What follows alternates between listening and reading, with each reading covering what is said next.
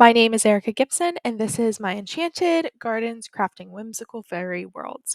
My course was really for adult learners with little to no gardening experience, just to dip their toes into something fun and very whimsical with gardening. However, all gardening experiences are welcome. So I wanted my homepage to be very whimsical. I think I achieved that through the banners and also the clickable images here that takes you directly to the module. One challenge I had was listing what materials they would need. I generally know what I would need, however, it depends on the area, the location, and the garden they want to create. So let's click on our first link to get to the introduction. The introduction has essentially two main parts. So getting to know the course and then also the discussion. Here's an embedded link to a video on the course and myself. Here's a little bit more information about solely the instructor, which I'm assuming would be me in this case.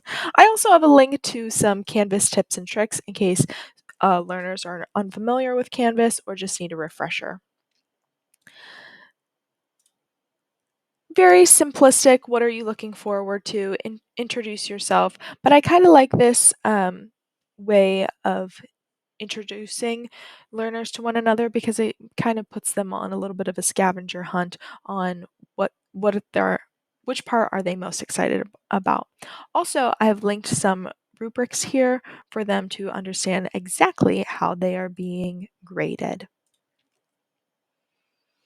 Module 1 is truly where we get into the meat and potatoes of the course. This is just a blog explaining the ins and outs of fairy garden creation.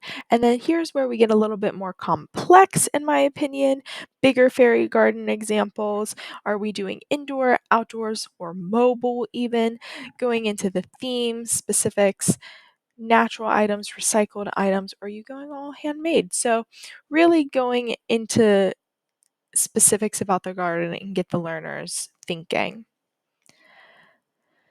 Let's close that. And then students will be going into a gardening experience discussion. From here, I would assume my plan would be to see where's their experience. Do I need to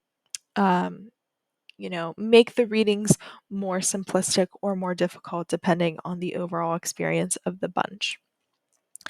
This is the partner work that really has the students going in and looking at different spaces and start to think how they can create a garden within that space. So again, just different images, and they have to explain what they would do indoor, outdoor, mobile, what plants they would pick and why. We have a covered porch, we have ivy here, which is mostly invasive. So just, thinking about that. Again, here's a rubric for that activity. Let's speed right along because we have one more. This is their initial sketch. Now, with only having two modules, it is quite fast in my opinion.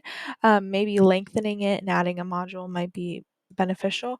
However, this is again just getting them thinking of their sketch and rubrics found there, but where's the area? Why do they want a fairy garden, etc.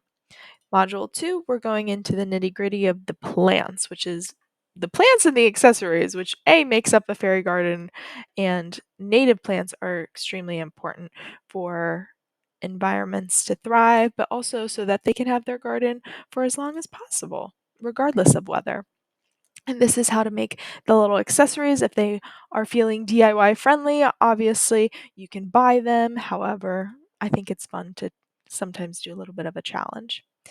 Native plants. Which two native plants are you choosing? Why? Go into detail.